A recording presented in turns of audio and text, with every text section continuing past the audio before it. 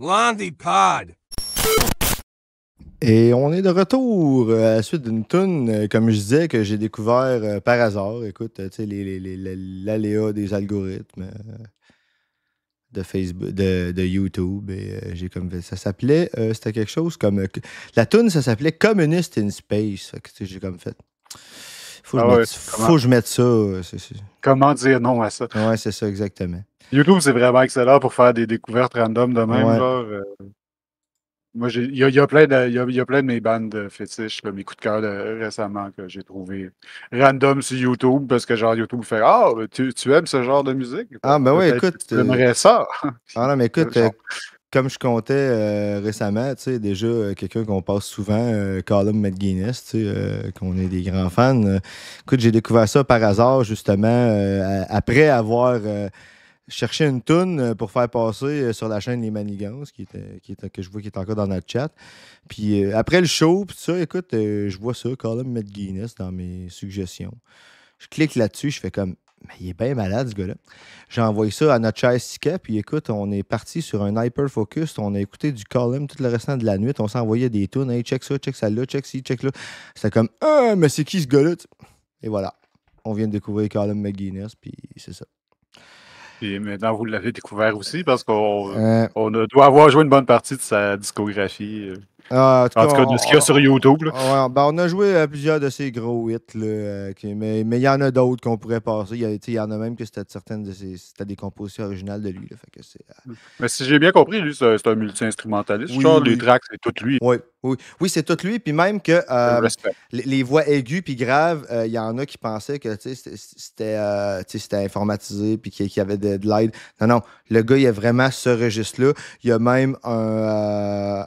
c'était Peter quelque chose. En tout cas, un chanteur d'opéra reconnu qui s'est dit ça se peut quasiment pas, puis qu'il l'a interviewé, puis qu'il l'a appelé, puis à cette heure, ils sont bien friends. Mais il s'est rendu compte, non, le gars, il est vraiment bon de même. Il a vraiment ce registre-là, puis c'est tout lui qui fait les voix. C'est tout lui. Écoute, il y a peut-être un avantage biologique. Indu. Faut faire attention, là. Je sais pas, moi, il faudrait peut-être genrer et gatekeeper la musique. Ouais, non, mais moi, je pense que c'est un danseur qui, en fait, se fait passer pour un chanteur. Alors, on vous amène vers le nettoyage social des Jeux olympiques. Non, mais écoute, il faut bien en rire un peu, hein, sinon on en pleurerait. Fait que, exactement. C'est ça. Moi, écoute, je connais pas cette vidéo-là, Gab. C'est toi qui nous as amené ça. Fait que... Ouais, ben en fait, c'est notre toute puissante compositrice qui m'a suggéré celui-là. Bon, ben écoute, une vidéo qui a été mais ça nous donne l'occasion, ça nous donne l'occasion de découvrir, de faire découvrir Blast, en fait, aussi. Une chaîne française d'information politique qui c'est très, très old school. Très, genre, c'est de ça que ça devrait ressembler, des informations politiques, mais c'est ça. Il devrait Ça ressemble à du mainstream quand le mainstream avait un petit peu d'allure, là, des affaires qu'on aurait pu voir à Radio-Canada, genre quand il y avait encore une colonne vertébrale, là, mais c'est ça. Ouais, c'est ça. Je peux-tu... Non, OK. Fait que... ouais, non, c'est ça. Moi, Blast, tu sais, je trouve ça plutôt bien. On n'a pas passé à date, là, mais tu sais, je veux dire, c'est quand même décent, là, fait que on va laisser aller ça. Ça n'a rien à voir avec les Jeux olympiques et paralympiques. Ça n'a rien à voir. C'est du mobilier anti-SDF. C'est ce qu'on a mis après avoir fait partie des personnes sans abri, des personnes exilées. Certaines ont eu des propositions d'hébergement temporaire. Beaucoup se sont retrouvés à nouveau à la rue. Et bien depuis 1 an, ces gens-là, on les envoie systématiquement dans d'autres régions pour vider les rues de la capitale et pour faire une belle image quand les caméras du monde entier viendront regarder ce qui se passe à Paris. Avec le revers de la médaille, on dénonce des opérations de nettoyage social. Le nettoyage social, c'est toutes les actions d'expulsion, de violence qui ont lieu contre les personnes à la rue.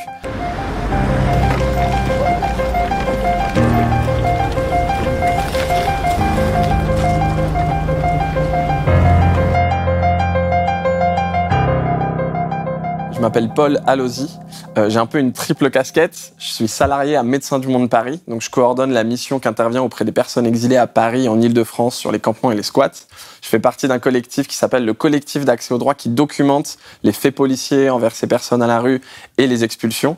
Et ces deux assos, elles font partie d'une campagne interassociative qui s'appelle le Revers de la médaille et qui essaye de prévenir et de dénoncer des effets néfastes des Jeux Olympiques sur les personnes à la rue et sur les solidarités.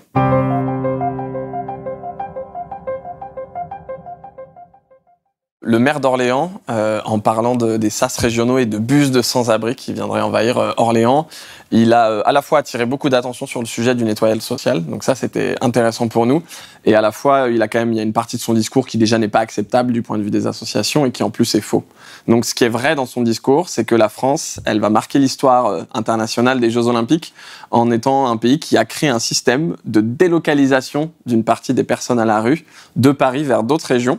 Ce système, c'est celui des sas régionaux. Donc en fait, depuis mars 2023, la préfecture de la région Île-de-France, elle a à sa disposition 10 sas qui ont chacun une capacité de 50 places. Et donc, dès qu'il y a une évacuation de campement ou d'un squat de personnes exilées, et on parle bien des personnes exilées qui, oui, sont sans abri, mais c'est des personnes qui sont demandeuses d'asile, c'est des personnes qui sont réfugiées, voilà, qui sont arrivées en France depuis un autre pays et qui demandent la protection de la France. Et bien, depuis un an, ces gens-là, on les envoie systématiquement dans d'autres régions pour vider les rues de la capitale et pour faire une belle image sur la photo à l'international quand les touristes du monde entier et les caméras du monde entier viendront regarder ce qui se passe à Paris. L'envoi de personnes sans domicile vers les sas régionaux, dont celui d'Orléans, est une réalité.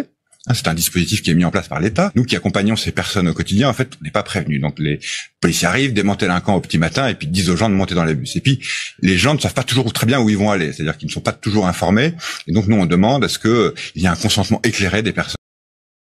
Ça doit tellement être sécurisant, ça doit tellement pas avoir une mauvaise connotation, ça. Tu te fais sortir de ton campement, puis tu te fais embarquer dans des bus, puis tu sais pas où ce que tu te fais amener. Là. Me semble que j'ai une idée de régime qui a déjà fait quelque chose de même. C'était des trains. Ouais, place, en général. Ouais. Des autobus, là, je veux dire, beaucoup d'exactions qui ont été commises par soit l'Union soviétique ou la Russie de déplacement de population se passaient en autobus. Oui, on discriminera pas contre les trains dans ce cas-là. Oui, c'est ça, exactement. Oui, c'est de la déportation. C'est exactement ça. À l'interne, mais c'est de la déportation quand même. C'est le même déracinement, là, surtout que c'est les personnes vulnérables qui ont besoin de leur réseau de soutien, genre, puis là, tu les prends, puis tu les sors de leur environnement, puis de leur réseau de soutien. Là. Tu fuck leur vie, tu les drops en quelque part en assumant que tu es capable de mieux gérer leur existence qu'eux autres. Oui, c'est ça, exactement. Dans un moyen tout à fait uniquement bureaucratique. Là. Je vais quand même corriger Malvinia à la lumière des dires de notre charmant premier ministre. C'est pas de la déportation, on les déménage. C'est comme ça que ça s'appelle. Je tiens à souligner que je fais du sarcasme. Il parlait de qui, là? Il parlait du surplus du potentiel surplus d'immigrants au Québec, tu sais, qu'on n'arriverait pas à loger. On est une nation ou pas, mon grand comique, là? C'est ça. Écoute, je fais quand ça les arrange, mais pas quand ça les arrange. C'est ça, je fais de l'euphémisme, mais oui, c'est ça. Le mot de l'heure pour parler de déportation, c'est de déménager les gens. Ça paraît mieux. Wow. Ouais, c'est tellement le fun de déménager. En plus, on aime ça au Québec. Seul pour partir en région. Donc le maire d'Orléans, en piquant son cri d'alerte, il a permis d'attirer l'attention. Après, par contre, il est dans un discours que nous, on n'approuve pas du tout. C'est celui de faire l'amalgame. Oui, il y a de quoi avec relocalisation, ça me beau ça aussi.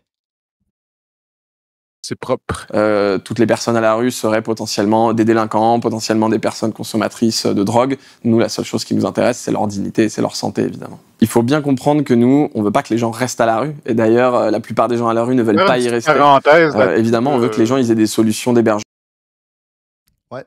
Le cliché que c'est toutes des personnes potentiellement consommatrices de drogue, etc., là, des personnes avec des problèmes de santé mentale et tout. Là, genre, quand on est dans une crise de logement aussi sévère que ça, on peut même plus genre prétendre que c'est ça. C'est du monde bien ordinaire. Là. Il y a, je le répète, 1300 familles qui sont ramassées à la rue à la suite de la fête du déménagement de 2024. Là. C'est des familles, là, c'est juste du monde ordinaire, du monde qui travaille, qui peut-être sont plus capables de gérer ça, d'être dans la rue puis d'avoir une job ou d'être probablement la plupart ont réussi à trouver des hébergements temporaires chez des amis ou peu importe, mais la quantité de stress que ça l'amène dans la vie, genre, c'est tout à fait indie, là. En tout cas, bref, des gens qui se ramassent à la rue dans le néolibéralisme, dans les situations économiques qui nous présentent avec la crise du logement, on peut plus dire que c'est juste des personnes avec des problèmes de santé mentaux ou des problèmes de consommation. Puis aussi, le fait d'être dans la rue, ça cause... Oui, non, ça n'invalide pas l'argument qu'il est en train de faire du tout, là, mais c'est de dire que c'est d'une mauvaise foi parce qu'on parle on parle de personnes qui travaillent puis qui autrement seraient des bons contributeurs de la société puis tout, qui se ramassent dans la même situation, là. Puis je veux dire, c'est tragique que ça ait besoin d'en arriver à ça pour que le monde se réveille puis se rende compte qu'il y a un problème, là, mais je pense qu'on en est rendu là. Oui, non, mais écoute, déjà, juste le fait, là, tu sais, j'ai juste le caractère d'investissement, là, des loyers et tout ça, c'est aberrant. Oh non, là, ça c'est un autre sujet ce qui vaudrait la peine de faire un épisode, là, mais de traiter les besoins humains de base comme une occasion de spéculation financière, genre. Mais écoute, il y a des grands pans de notre économie, puis les fonds de pension de nos grands-parents, puis tout le kit qui repose sur des affaires de même. Genre, il y a une espèce de compétition entre deux flancs de la société, genre, qui se bâtit au travers de ça. Une espèce de classe bourgeoise à l'intérieur de la classe moyenne. Là. C'est vraiment malsain. Là. Bref. Mais c'est ça. Écoute, on a tellement de sujets qu'on pourrait faire des shows, je pense, à tous les jours. Oui, mais on pourrait, mais on le peut-être qu'on ne ferait pas la route. Ouais, peut-être qu'on dirait plus de merde. Qui sont dignes, pérennes et inconditionnels. Ce qu'on dénonce aujourd'hui, c'est les modalités en fait de ces expulsions et des opérations que les autorités appellent de mise à l'abri, mais qui souvent en fait sont temporaires, ou alors qui consistent à envoyer les gens loin de Paris et en fait loin des yeux et loin des jeux pour qu'on arrête de les voir. Et donc en fait, nous, si on répartit l'effort d'accueil dans tout le pays, comme on l'a fait pour les personnes venues d'Ukraine et qui fuient la guerre, c'est formidable parce que les élus locaux sont prévenus, ça évite des sorties comme celle du maire d'Orléans. Les assos et les professionnels sur place et à Paris sont prévenus et concernés, et toute la population est dans un effort de solidarité nationale. Par contre, aujourd'hui, ce qu'on a, c'est un système qui, quand les gens montent dans les bus, à peu près 40% d'entre elles vont avoir une solution dans la région d'accueil, et toutes les autres, elles vont rejoindre le 115, c'est l'hébergement d'urgence, dans des lieux qui n'ont pas plus de moyens pour les accueillir. Donc en fait, si c'est pour répartir l'accueil, nous on est pour, on veut que ce soit bien fait, et c'est vrai que la région Île-de-France ne peut pas tout porter pour le pays. Par contre, si c'est juste pour cacher la misère sous le tapis et envoyer les gens dans des régions où ils ont moins de communautés, moins de possibilités de travail, d'associations, de réseaux de solidarité, c'est un vrai problème. Je vous donne un petit exemple, mais le 6 février, j'étais en dessous du pont Charles de Gaulle à une opération d'évacuation. Un des premiers gars à qui j'ai parlé, c'est un réfugié éthiopien, et il me disait, oui, moi je dors dehors. Par contre, je travaille au restaurant Quick à côté. Donc là, j'ai mon boulot qui commence à 9h et on me propose d'aller à Strasbourg. Si je pars à Strasbourg, je perds mon travail. Et moi, en tant qu'étranger, même avec des papiers et en tant que sans-abri, c'est hyper compliqué de garder un travail. Donc je veux pas le perdre et c'est pour ça que je refuse d'aller dans une autre région. Avec le revers de la médaille, on dénonce des opérations de nettoyage social. On nous a dit, ouh là là, le terme est un peu fort. En fait, non, on pense qu'il est approprié et que parfois c'est juste un doux euphémisme. Le nettoyage social, c'est toutes les actions d'expulsion, de violence qui ont lieu contre les personnes à la rue. Ça, là, c'est quelque chose là, que, ici, à l'Antipode, vous ne verrez pas. Les affaires, le mot est trop fort. Ça, là, c'est juste là pour épargner l'orgueil des gens qui oppriment d'autres gens pour pas qu'ils aient à faire face à l'oppression auquel ils participent. C'est vraiment de la foutaise. Le rôle des euphémismes, c'est souvent ça. Et ces personnes à la rue, c'est des personnes identifiées comme roms qui sont dans des bidonvilles ou dans des habitats précaires. C'est les travailleurs et travailleuses du sexe. C'est les personnes usagères de drogue, les personnes exilées ou les sans-abri que vous pouvez voir faire la manche dans les rues de Paris. Toutes ces personnes-là, et ça il faut le comprendre, c'est gravé dans l'ADN de chaque occurrence des Jeux Olympiques ou des méga événements sportifs. Quand une ville haute s'apprête à accueillir le monde, en fait, elle veut dégager de ses rues tous les... Pour faire le segue dont je parlais tantôt par rapport à Expo 67, là. Est-ce que vous savez qu'il y a une loi que tout le monde connaît au Québec, qui est un résidu de Expo 67? La fameuse loi qui interdit de vendre de l'alcool dans les dépanneurs après 11 heures, puis dans les bars après 3 heures. Ça a été fait à des fins de nettoyage urbain pour Expo 67. Oui. Je savais pas. J'avais déjà écouté un documentaire sur la nightlife à Montréal, puis il y avait plusieurs propriétaires de bars de longue date, dont Mado Lamotte, qui témoignaient de ça. que c'était un calibre de problème, que les gens, que là, ce que ça faisait, là, c'est que ça faisait plein de monde sous, tout en même temps, tout à 3 heures, tandis que ça serait beaucoup moins compliqué, incluant pour les chauffeurs de taxi, incluant pour tout ce qui est le retour à la maison des gens en état d'ébriété, pour tous les problèmes liés par exemple, à ce qu'on pourrait appeler la nightlife puis les bars, ça serait grandement atténué si les bars. S'il n'y avait pas de closing time. S'il n'y avait pas de closing time, s'il y avait des gens qui partaient à 2 heures, d'autres à 3 heures, d'autres à 4 heures, d'autres, puis que ça s'étirerait tranquillement jusqu'à 5-6 heures. C'est super logique, en fait. Oui, effectivement. Les éléments qui ne feraient pas bien sur la photo, tous les éléments considérés comme indésirables. Et bien, tous les gens que je viens de citer, qui ont besoin de la rue, soit comme espace vital parce que malheureusement ils y survivent, soit parce que c'est un lieu où ils vont avoir des moyens de subsistance, ou dans lequel ils vont rester, et bien, toutes ces personnes-là, on va les faire partir. Donc c'est ça, c'est ces effets-là de repoussement de ces personnes hors de la ville qu'on appelle le nettoyage social.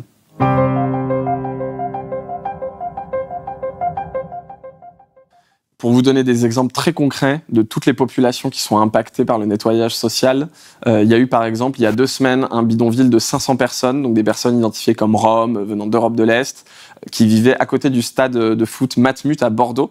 Et ce bidonville, du jour au lendemain, il a été expulsé. Dans l'arrêté de la préfecture, il y a écrit que c'est lié à l'organisation des jeux et aux matchs qui vont avoir lieu dans ce bidonville. Et les gens n'ont pas eu de solution d'hébergement derrière. Donc oui, c'est du nettoyage social de faire quitter 500 personnes, un lieu d'hébergement comme ça. Pour vous parler des travailleurs, travailleuses du sexe. One shot, là, je veux dire, à héberger, puis c'est comme, c'est bon.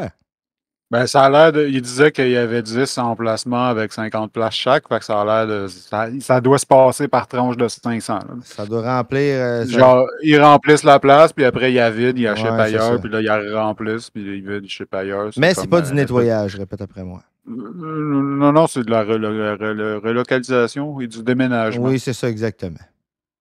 Nous, ça fait des mois qu'on voit que au bois de Vincennes, par exemple, les personnes en situation de prostitution et qui pratiquent le travail du sexe, il y a beaucoup de femmes nigérianes qui sont victimes de traite. Là-bas, elles sont harcelées par les forces de l'ordre depuis des mois.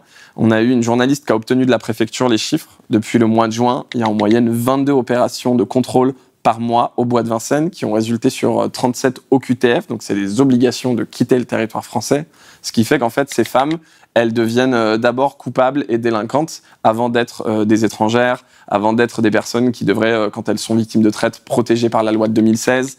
Donc tout ça c'est un énorme problème parce qu'au lieu de trouver des solutions pour les personnes, on les fait partir. On peut parler des personnes usagères de drogue aussi. Il y a un arrêté à Paris qui est renouvelé tous les mois depuis 1 an avec des rues du nord-est parisien qui sont citées et où on dit voilà, il y a une force de police qui est dédiée à chasser les personnes usagères de crack alors que ce qu'il nous faut, c'est pas des policiers qui les chassent, c'est des travailleurs sociaux, c'est des médecins, c'est des psychologues, c'est des lieux de consommation et des lieux de répit pour les prendre en charge. Il y a toutes ces populations en fait qui sont victimes de ça. On parle beaucoup des personnes exilées et des bus qui les emmènent loin de Paris. Mais en fait, ça concerne toutes les personnes à la rue. Il y a eu 2 exemples dans le 15e arrondissement, près des sites olympiques. Il y a un monsieur qui avait sa tente là depuis des années, et avec qui les maraudes avaient créé du lien. Du jour au lendemain, il s'est fait dégager sa tente. Il a été retrouvé seul sur un banc, mort le lendemain. Donc en fait, quand nous on alerte et qu'on dit que le nettoyage social peut avoir des conséquences létales sur la santé des personnes, c'est le cas en fait. Il y a des gens qui sont en train de mourir à cause de ça dans nos rues. Le collectif des morts de la rue avait recensé que rien qu'au mois de janvier 2024, il y avait 51 personnes, si je dis pas de bêtises, qui sont mortes de la rue. Et c'était au moins 20 d'entre elles qui étaient mortes en Ile-de-France, dont 17 à Paris. Donc en fait, on a un état de la rue qui est très grave et toutes les personnes qui vivent dans la rue, survivent là ou en dépendent, subissent les effets de ce nettoyage social. Toutes les personnes qu'on accompagne avec le collectif, beaucoup d'entre elles. Il y a aussi d'autres occasions que ça se passe de même. Écoute, il y avait même l'humoriste Jean-François Mercier qui avait fait un show là-dessus, il y a bien des années. Il parlait de la grande guignolée des médias, tu sais, puis l'exemple qu'il donnait, c'était... il disait, tu sais, l'important dans ces grands événements-là, c'est de faire la différence, tu sais, parce qu'il dit l'itinérant qui était là, lui, d'habitude, sur le coin de la rue, tu sais, puis qui ramassait plein d'argent. Ce soir-là, il n'en a pas ramassé ce soir-là, il n'a pas ramassé une scène parce que tout le monde l'avait déjà donné à la grande guignolée des médias, tu sais, il ne pouvait pas concurrencer avec Mathieu Graton, tu sais, fait que on voit que pour lui, ça a vraiment fait la différence, tu sais, ça... J'aimais bien son exemple. Ouais, ça me trouble.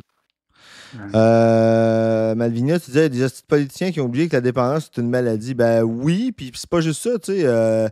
Je veux dire, tout le monde ne starte pas égal au regard de la maladie mentale, puis de la consommation, puis de différentes problématiques comme ça, tu sais. Je vais te mentionner l'exemple que j'avais déjà mentionné, qui m'avait été conté, qui s'était produit dans un centre dans ma région, là, qui s'appelle Point de Rue.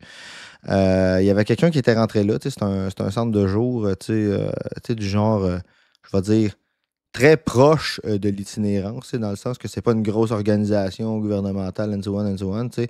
C'est le genre de centre que tu rentres là quand tu veux, t'as pas besoin d'une inscription, t'as pas besoin de rien, puis tu ressors quand tu veux, tu sais. Quelqu'un qui rentre là, il s'assied en plein milieu de la salle, commence à hurler au meurtre, puis il commence à se tapocher lui-même sa tête. Tout le monde a essayé, là, écoute, là, rendu là, c'était même plus une affaire de compétence des éducateurs qui étaient là, là. Le gars, il était dans une telle détresse là, que ça dépendait de ton humanité, on va dire ça de même. Là. Tout le monde qui était là, incluant les autres usagers du centre, ont essayé de le faire se calmer. T'sais. Personne n'a trop réussi. Il a fini au bout de 3 quarts d'heure par arrêter de lui-même. Puis ça posait... Moi, la personne qui était là, sur place, qui me contait ça, qui était là quand ça s'est passé... On s'est posé la question, on s'est dit, est-ce que cette personne-là s'est mis à avoir des problèmes d'addiction, il y avait probablement des problèmes d'addiction et de santé mentale là-dedans, on ne connaissait pas la personne puis tout. Mais on se disait, est-ce que cette personne-là a développé des problèmes de consommation parce qu'elle avait des problèmes de maladie mentale ou est-ce qu'elle a développé des maladies mentales à la longue à force de ses problèmes de consommation, t'sais? Puis on s'est dit probablement un peu des deux, puis c'est là qu'on s'est dit, mais comment est-ce que le système, la société, peut considérer l'égalité des chances. Le fait que nous autres, puis ce gars-là, partent du même point. Alors que visiblement, ce gars-là est parti avec pas mal plus de désavantages dans la vie que toi et puis moi. C'est que visiblement, là, ou en tout cas, qui est certainement pas parti avec le même avantage dans la vie que la personne qui a une parfaite santé mentale, qui vit dans une famille aisée, qui a and so on, qui a tous les privilèges au monde. Là. C'est totalement impensable. C'est hallucinant. Là. Je veux dire, le fait de se ramasser dans la rue, ça cause des problèmes de santé mentale et des problèmes de consommation. Juste le stress, c'est ça, juste le stress que ça cause de savoir qu'est-ce qui va t'arriver. Juste le stress de ne pas savoir c'est quoi tu vas avoir à manger demain, c'est quoi tu vas... Juste le stress de ça. Juste le stress de ne pas avoir de toi. Juste le stress de ne pas avoir de chez soi. C'est hallucinant.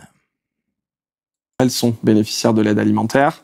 Et une des parties de notre plaidoyer, c'est de dire, en fait, quand on parle de nettoyage social, oui, c'est les personnes directement, c'est les lieux de vie. Mais ce qu'il faut comprendre, c'est que dans la rue, il y a aussi les actions de solidarité. Et nous, le collectif Le Revers de la Médaille, on est 87 associations ou ONG qui interviennent justement auprès de tous les publics qui sont à la rue, ou du moins qui en dépendent.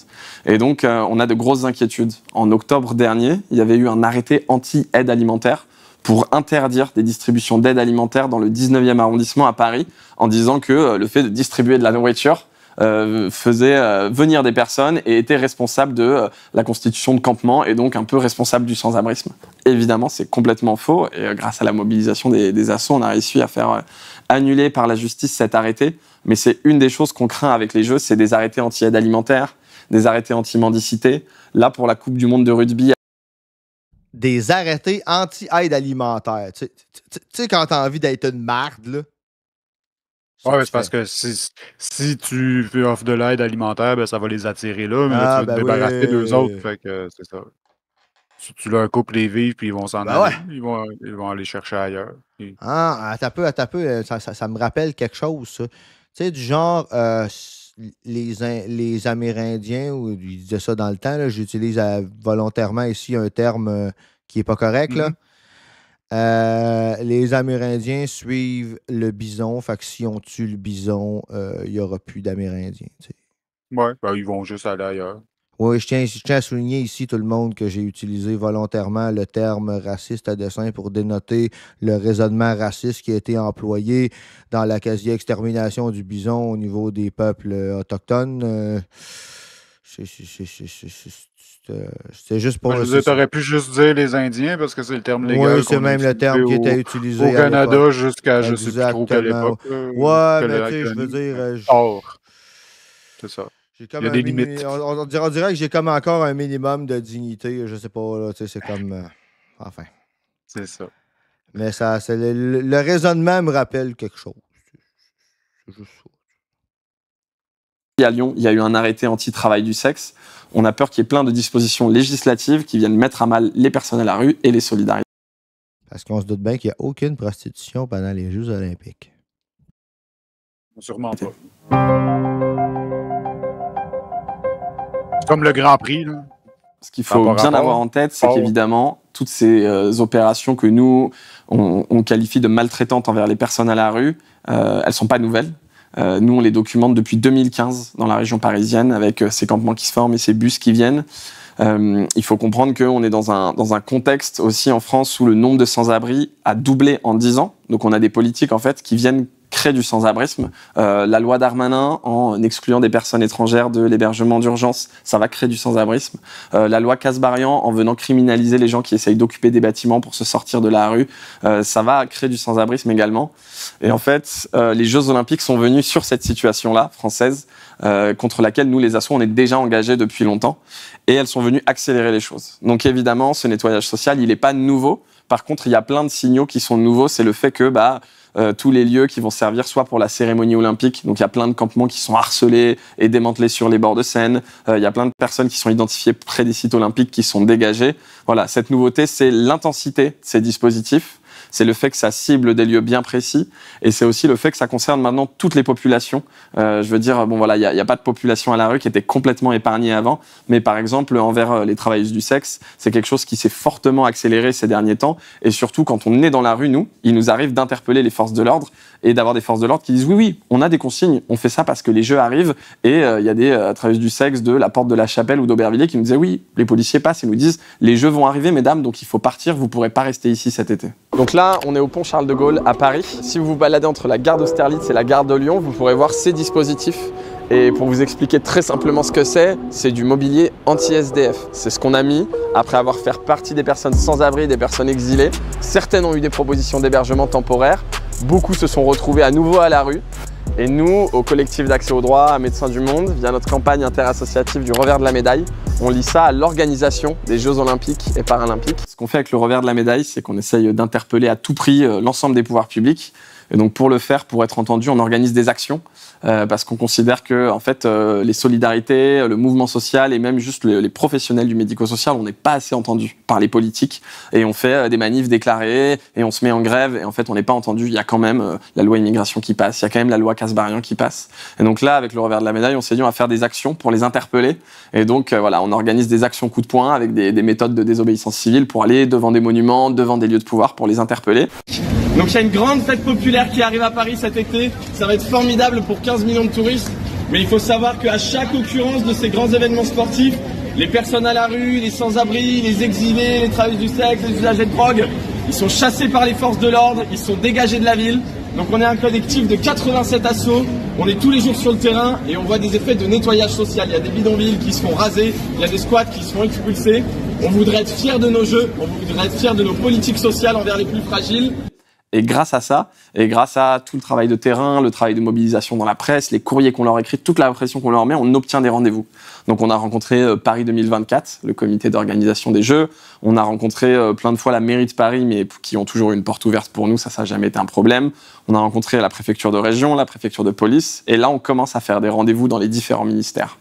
Globalement, on va mettre la mairie de Paris à part parce que on avance sur pas mal de sujets avec eux. Par contre, l'État, c'est vraiment eux qu'on cible dans tout ça. Et les organisateurs, évidemment, des Jeux Olympiques, ils nous disent qu'ils sont très concernés par la problématique. Ils disent qu'ils remettent pas en question ce qu'on dit et qu'ils voient bien notre travail dans la presse. Donc on voit que la mobilisation et la lutte, ça paye. Par contre, voilà, on nous promène. Pour l'instant, on va de rendez-vous en rendez-vous, on nous fait des grandes promesses, on nous dit oui, on va se voir tous les mois, vous inquiétez pas. Oui, on va se voir avec le ministère de l'Intérieur et du Logement, qui sont les deux qu'on voudrait le plus rencontrer et qu'on n'a pas vu pour l'instant. À ce jour, on ne les voit pas. Et puis surtout, voilà, ils ont promis des jeux inclusifs, les plus inclusifs de l'histoire. Ils ont promis un héritage social. Aujourd'hui, à part des réunions, on n'a pas obtenu grand-chose. Il y a quelques mesures sociales qui avaient été prévues par Paris 2024 sur la récupération de nourriture, du lien avec le secours populaire. Très bien. C'est pas du tout assez. En fait, on est assez compétent au niveau des solidarités et au niveau du pays pour faire des jeux véritablement inclusifs. Ce qui est très intéressant et ce qu'on a obtenu il y a à peine 2 semaines, c'est que les membres du gouvernement ou de la majorité présidentielle se mettent à nous répondre. Pas juste on vous accorde un rendez-vous, mais qui se mettent à répondre dans la presse en disant il n'y a pas de nettoyage social, vous pensez qu'il y a une grande machination, mais non, non, non. Alors, il faut se dire que l'argument est un peu faible, parce que leur argument, c'est souvent de dire mais regardez, avant on faisait déjà des expulsions. Donc c'est un peu de dire regardez, on était déjà maltraitants envers les personnes à la rue, donc business as usual. Bon, c'est clairement un peu faible, et nous on montre qu'il y a une accélération, qu'il y a des populations qui sont nouvellement ciblées, qu'il y a des sites olympiques qui sont particulièrement ciblés, qu'il y a de nouveaux dispositifs mis en place. Ce qui est intéressant pour nous, c'est qu'on a obligé Oudéa Castéra, qui a répondu et qui a dit qu'il n'y avait pas de nettoyage social et que les jeux seraient inclusifs. Il y a le ministre Kasbarian aussi qui, suite à une question au gouvernement, a dû répondre et qui a dit qu'il y avait beaucoup qui était fait pour l'hébergement d'urgence. Clément Beaune, ancien ministre, qui allait faire une maraude et une une du Parisien pour dire il n'y a pas de nettoyage social. Pour nous, c'est intéressant parce que ça veut dire qu'on les dérange suffisamment pour qu'ils soient obligés de se positionner. Donc en fait, c'est une grosse machine, la maltraitance envers les personnes à la rue. Nous, on n'a pas vocation à tout faire exploser et à tout stopper. Par contre, l'idée, c'est de ralentir la machine et c'est de leur dire que nous, on est suffisamment présents pour ne pas les laisser faire ce qu'ils veulent et pour montrer au monde entier que oui, la France, elle a des politiques qui sont pas acceptables avec l'organisation des Jeux Olympiques. Je veux redire sur cette question qui est sensible, qui est difficile, qui est délicate de l'hébergement d'urgence, que des décisions de ce type-là, qui sont menées chaque semaine en France, parce que nous devons gérer la condition de ces différents migrants qui aujourd'hui sont en attente dans les procédures d'asile, ça n'a rien à voir avec les Jeux Olympiques et Paralympiques. Évidemment, Paris 2024 ne fait pas du tout exception. En fait, je le disais, mais c'est gravé dans l'ADN, vraiment, des méga événements sportifs et des Jeux Olympiques, toutes ces séquences d'exclusion sociale et de nettoyage social. Nous, très vite, on a été mis en lien avec des militants de Vancouver. Et donc, c'est un exemple que je maîtrise bien parce que j'y suis allé il y a quelques mois. Et j'y ai rencontré, par exemple, Dave, qui est une personne qui est maintenant un militant d'une association qui s'appelle Vandu, le Vancouver Network of Drug Users. Et Dave, en fait, il était à la rue au moment des JO en 2010. Et il me racontait ce qui s'est passé à Vancouver. C'est que pour les JO d'hiver, les autorités sont venues rencontrer des gens à la rue. Ils leur ont proposé des tickets de bus aller, pas retour, pour quitter la ville, en leur disant tiens, on te file 50-100 $ et tu pars ailleurs, loin de Vancouver, et tu ne reviens pas. Pour ceux qui sont restés, il y a eu un acte législatif qui a été mis en place pour forcer des mises à l'abri. Donc il y a des personnes qui étaient emmenées de force vers des foyers de sans-abri, loin évidemment des sites olympiques. Ils avaient déplacé les distributions d'aide alimentaire très loin des sites des Jeux.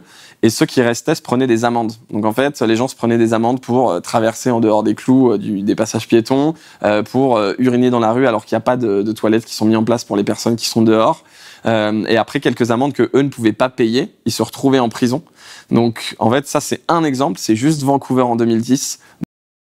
Mais c'est pas du nettoyage social. Mais on sait que c'est à Rio, il y a eu des favelas complets qui ont été rasés. On sait qu'au Japon, le chercheur Jules Boykov, qui documente tous ces effets-là au niveau international, il a rencontré quelqu'un qui a été expulsé de sa maison pour les Jeux du Japon dans les années 60 et qui l'ont été à nouveau là après 2020. Donc en fait, vraiment, à chaque édition des Jeux, il y a ces épisodes-là qui évidemment s'adaptent à la situation de chaque pays. Et la France ne fait pas exception. On aurait bien voulu que ce soit le cas.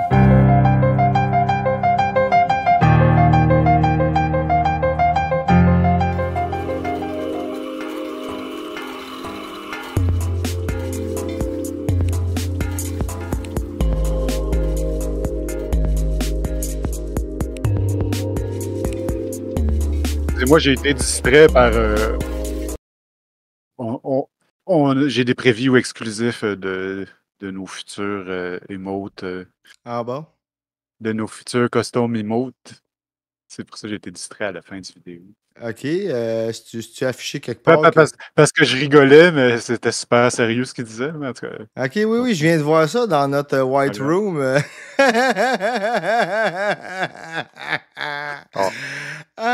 Ben ça du va fun. être génial. Ça va être malade. À voir dans nos futurs épisodes. Oui, effectivement. Si vous voulez voir les émoticônes qui vont être nice, c'est ça. C'est d'ailleurs des émoticônes qu'on a annoncés, mais des fois, ça dépasse nos espérances les plus folles. On a un solide commentaire de Pierre. Tu peux y aller. Ce qui est très important de considérer, c'est que pendant les Jeux olympiques, la France est gouvernée par l'administration publique, mais ne dispose pas d'un exécutif. Les ministres ont démissionné pour pouvoir voter comme députés lors du choix de la présidence de l'Assemblée nationale. Cela signifie que personne actuellement ne peut prendre de décision législative, porter une loi, présenter des mesures auprès de l'Assemblée. Le statut en France, c'est-tu réglé cette histoire-là? Est-ce que la France a un exécutif? Est-ce que la France a un premier ministre? Moi, j'ai juste vu que Macron, il refusait de jouer le jeu, là, mais j'ai pas suivi après ça. OK, fait que c'est comme ça. Non, rien. Il n'y a juste pas de premier ministre. C'est cool. Y a-t-il un pilote dans l'avion? Au moins, ils ont encore un président, là, et puis il y a une belle gueule en plus. Écoute, ça doit suffire. Écoute, moi, je te propose de passer directement à une vidéo qui s'appelle Why No One Want to Host the Olympics. Écoute. C'est bon. Ouais, moi, je l'ai écouté, celui-là, là, écoute, du moins en partie.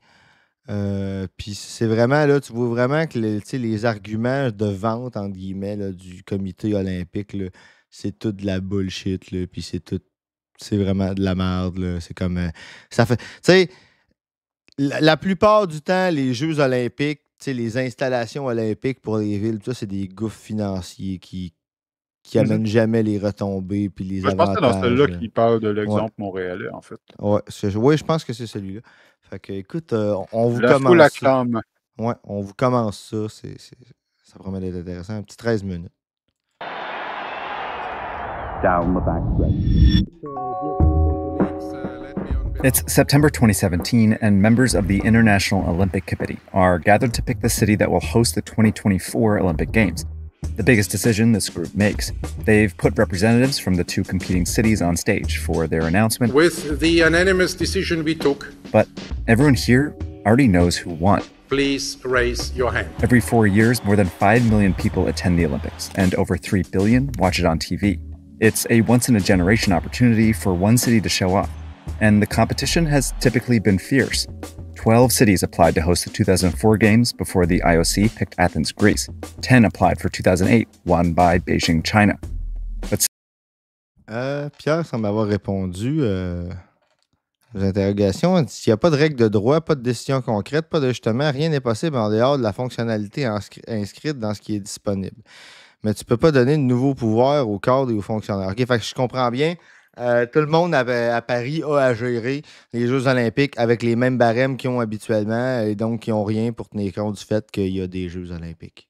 Ben, en tout cas, je pense que les Jeux olympiques étaient déjà quand même assez bien préparés là, avant tout le débâcle des élections rapides. Là, mais en tout cas, ça l'aide pas.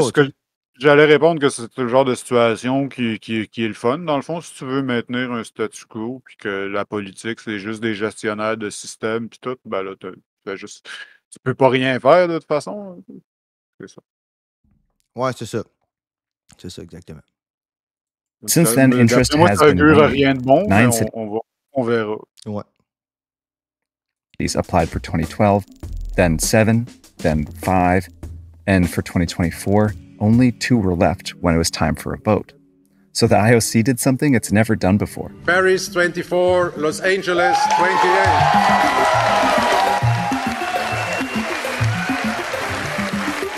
The IOC was so concerned that nobody would bid to host the games in 2028 that it simultaneously awarded the games 2024 to Paris and 2028 to Los Angeles. There used to be strong demand to host.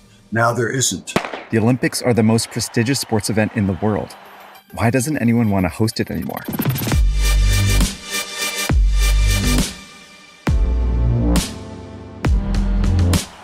Ah oui, j'avais été quand même impressionné par la qualité de production de ce channel-là que je connaissais pas. So the Olympics have actually had this problem before. They originally came up with this idea of rotating the games around to different cities back in 1896 because they had to. We didn't have international jet travel and we didn't have international telecommunications. Andrew Zimbalist wrote a book about the economics of hosting sports mega events like the Olympics. So it was necessary in order to spread the games internationally and get the whole world to participate and enjoy them. As the games grew, the IOC kept this tradition.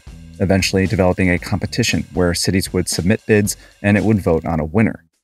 But when it opened bidding for the 1984 games, not a single city wanted to host because the last few hadn't gone very well.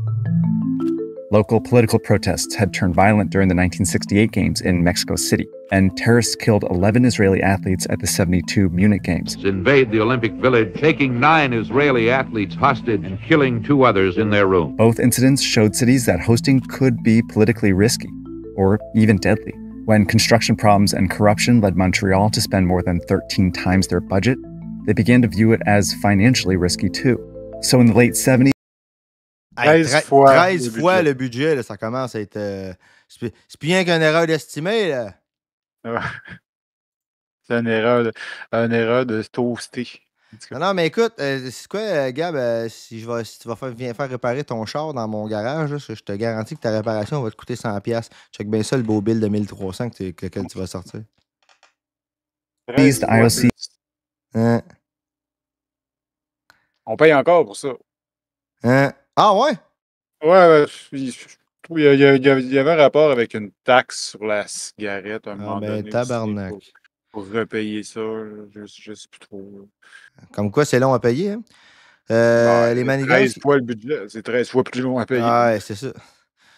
Les manigances qui disent que ce ne sont pas les jeux de Macron, comme on dit erronément. Le gouvernement national n'a pas de responsabilité en dehors de soutenir la ville de Paris. Néanmoins, c'est évident que tout palier veut récolter des points à cette occasion. Ben oui, évidemment, tu veux te vanter d'être celui qui a rendu ça possible. He was barreling towards disaster until one city offered to save them. Under one condition, Los Angeles did not want to spend a lot of money. To do that, it offered to use venues it already had instead of build new ones. The LA Coliseum, where the USC football team played, the Forum, where the Lakers played, UCLA's gymnasium and tennis center, and the athletes could just stay in the college dorm rooms. Since the IOC didn't have a choice, it said yes, and was soon glad it did.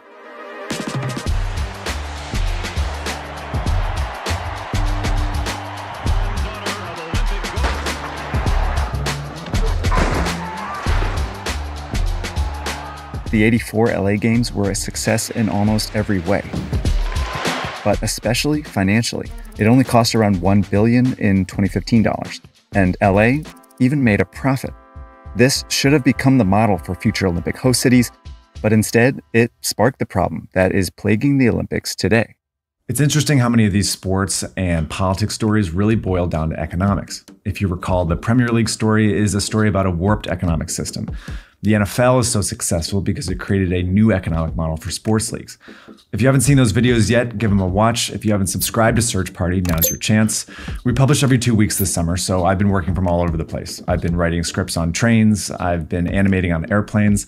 I'm headed out this afternoon on a really exciting reporting trip, but I'm going to be in a hotel the whole time. That's why I'm really excited to work with Surfshark. Surfshark's a VPN that's going to keep me safe on all those public Wi-Fis. Surfshark is an app and browser. Let's search party and get yourself safe online. It's the best support Search Party. So thanks again to Surfshark for supporting our work. Now I'll take you back to the episode. LA did such a good job hosting the 1984 Olympics. Zandar qui dit « On ne paie plus pour le stade olympique de Montréal. Il fait ses frais depuis longtemps. Cependant, la question du toit est encore une préoccupation. » Oui, c'est ça, effectivement. J'imagine que ce qu'on paye encore, Zandar, ça doit être les coûts associés au toit, puis à ses réparations, puis à des choses comme ça. That it re-inspired cities to want to host again. For the 1992 games, 6 cities submitted bids, then 6 again for 96, 8 for 2000, then a whopping 11 for 2004. As more cities competed, the IOC regained leverage over them again. But instead of sticking to the LA model, it began demanding more. Between 1992 and 2020, the IOC added dozens of new sports to the games. This required more venues and housing for more athletes, which host cities were primarily responsible for paying for. As the competition intensified, cities felt increasing pressure to make their bids more attractive. The most effective way to do that was to build new venues. Sydney built 15 new venues plus housing for 10,000 athletes. Athens built 22 new venues, and Beijing built 12. All of this construction made hosting the games really, really expensive. This chart shows how the cost of the games skyrocketed over the last 30 years, reaching between $10 and $25 billion in the last decade. I want to add one big caveat to this chart, though. It only includes sports-related costs to the games. It doesn't include things like new public transportation or development projects that most all these cities spent money on for the Olympics. If we include some of those costs, these bars are actually way higher. So, for example, some estimate that Beijing spent more like $45 billion for their 2008 Summer Games. Russia spent more like $51 in 2014, and Tokyo's bill is more like $35 billion. No matter what number.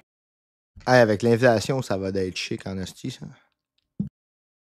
Je sais pas si les coûts considèrent déjà l'inflation. J'aurais tendance à assumer que oui, en fait. Ben, ouais, tu parles des coûts qui sont présentés ici, là, mais tu sais, je parle, mettons... Ouais, déjà acheté... Oui, mais tu sais, je parle, mettons, je parle pas nécessairement juste relativement au graphique qui est là. Je parle, tu sais, le fait de hoster les Jeux olympiques, au fil du temps, là, ça va coûter de plus en plus cher aux villes qui vont hoster les Jeux olympiques, tu sais. Pour la même chose. Ben, tout coûte plus cher. Ouais, c'est ça. Ça coûte plus cher. Ça implique un peu de tout. Late stage capitalism. Ouais. Number you use, though, all of these cities went way over their initial budget, which the bidding process incentivizes them to keep artificially low. What they have to do is make initial statements about the intentions and the plans that are very reduced. Once the politicians say, yeah, okay, we'll go along with this, then they start adding the bells and whistles. And those can be very, very substantial. The revenue cities generate from ticket sales, TV contracts, and sponsorships only cover a fraction of these costs, meaning these governments and really their taxpayers are on the hook for the rest. So it doesn't look like a good economic deal. But host cities have known for decades that they'll likely lose money in the short term. Instead, many have been told that hosting the Olympics is an investment that will pay off in the future. Okay, so this is the IOC's webpage where they list the benefits of hosting the games. And they use this word legacy a lot. And by legacy, they mean things that will continue to...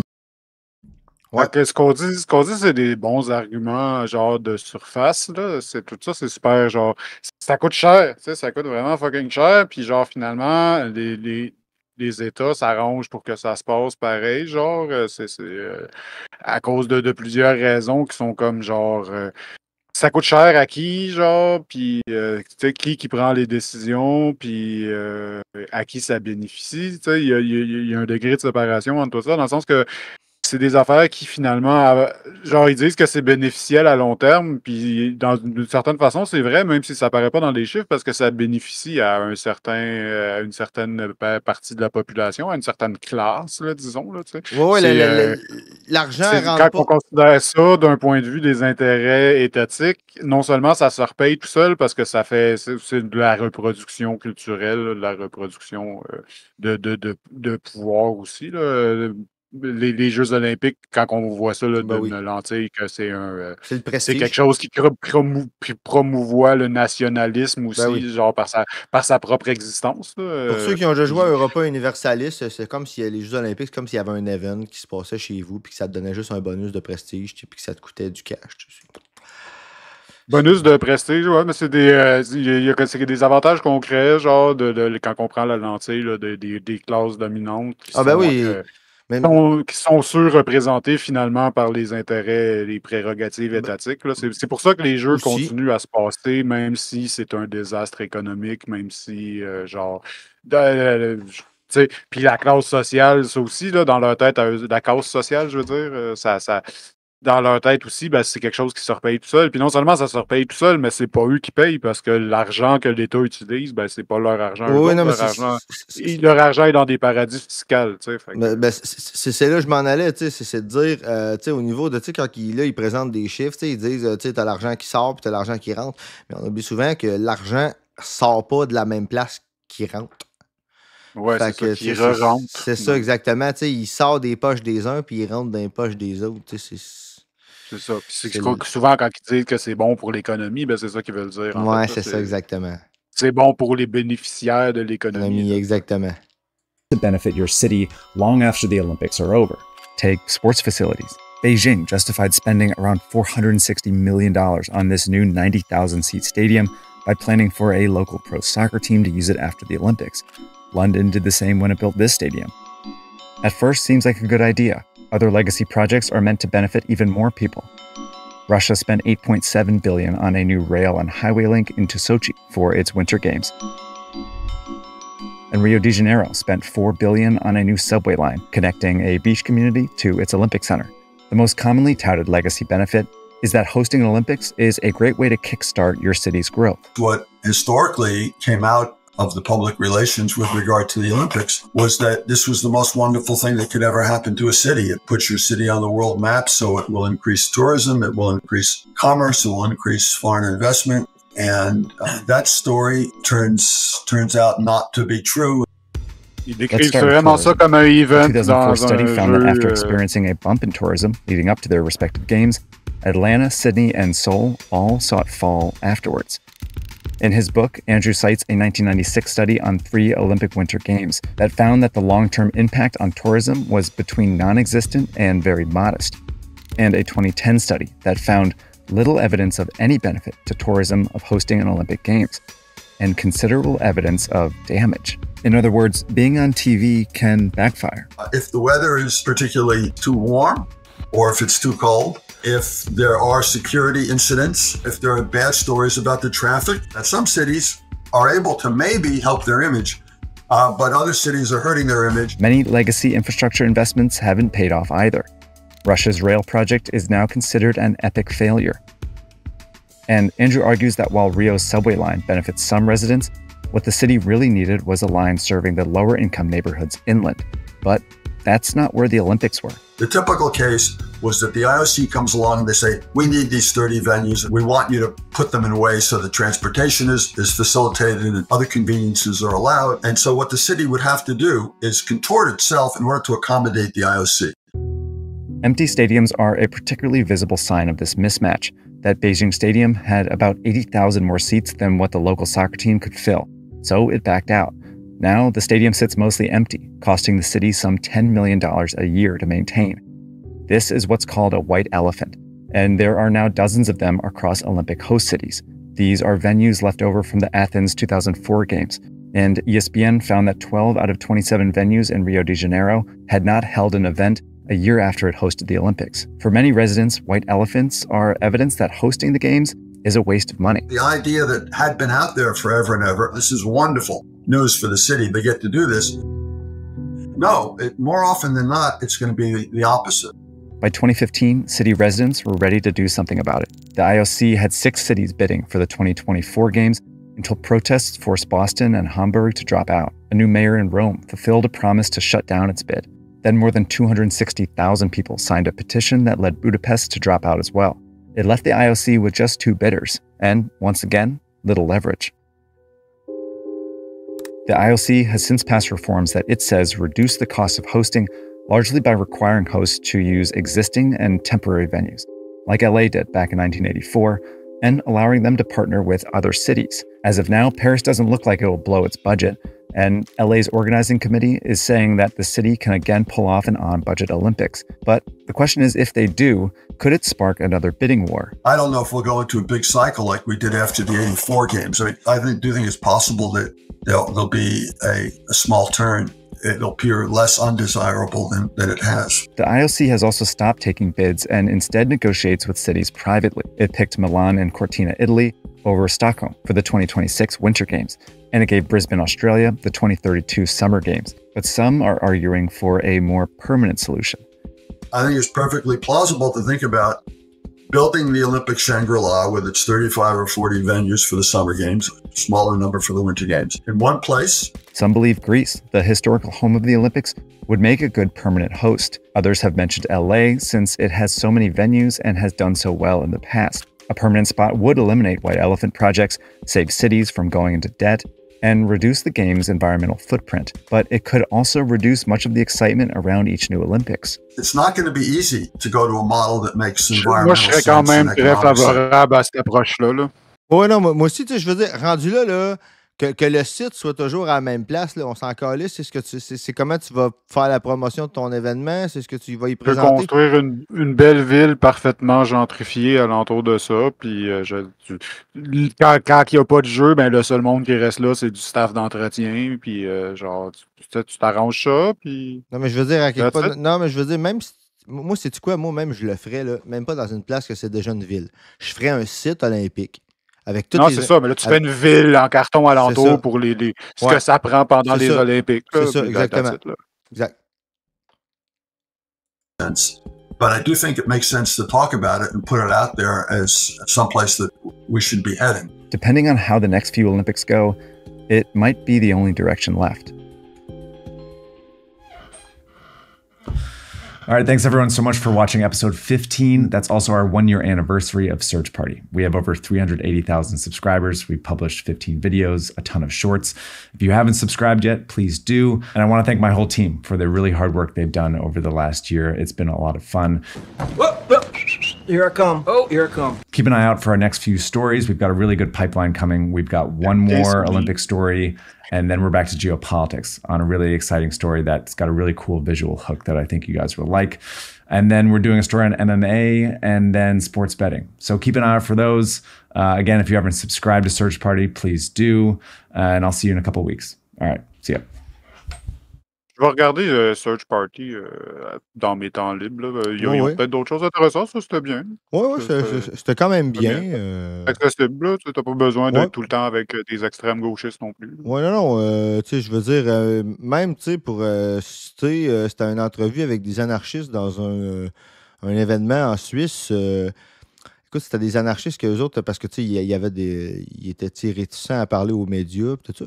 Puis il y en avait un groupe qu'eux autres, ils avaient décidé, tu sais, quelques anarchistes, de parler aux médias à visage découvert, tu sais. Puis, tu sais, parce que le média, je me rappelle plus si c'était Blast ou si c'était un autre, avait accepté de se prêter, tu sais, à leurs règles, tu sais, par exemple, de ne pas filmer un certain campement, de faire l'entrevue ailleurs. Puis, tu sais, ça avait été, là, le média avait fait preuve de classe, là. Puis, écoute, pendant l'entrevue, tu vois, ça coupe, puis il explique ce qui s'est passé. C'était d'autres anarchistes, pas contents, qui étaient arrivés, puis qui avaient dit non, tu parleras pas aux médias, puis blablabla. Puis ils ont fait, hey, wow, attends, toi, t'as une démarche. Il y en a un qui dit même, il y a une démarche autoritaire, puis je le renie. T'sais, il dit comme quoi, même des anarchistes, ça peut des fois dérailler. T'sais. Il était au centre-ville de la ville en question, il était pas proche du campement, il était, tu sais, là, tu comprends-tu, là, il était pas en position de permettre d'identifier des gens qui voulaient pas être identifiés ou des choses comme ça. Là, fait que. Puis là, on n'est pas des bêtes, là. Non, c'est ça. On peut être capable de play ball avec la société des fois. C'est ça, tu sais. Puis c'est ça que il y avait une des femmes qui disait dans le groupe de ceux qui avaient accepté de parler aux médias suite à cet événement-là. Elle disait moi, je veux pas vivre dans un monde où le seul journal, c'est le monde libertaire, tu sais. Elle dit, je veux qu'il y ait le monde libertaire, mais elle dit, je veux pas qu'il y ait juste le monde libertaire, tu sais. C'est pas.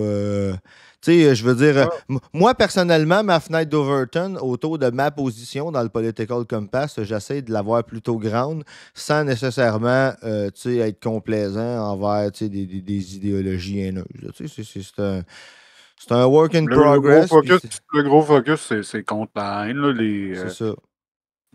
Il y a toujours genre une espèce d'association aussi entre le capitalisme et le racisme et ces affaires-là aussi, là, tu sais, mais ça, faut genre, tu veux pas véhiculer l'idée non plus que, genre, le socialisme, c'est austère, puis que t'auras pas, you don't have nice things, puis genre, c'est pas vrai, ça.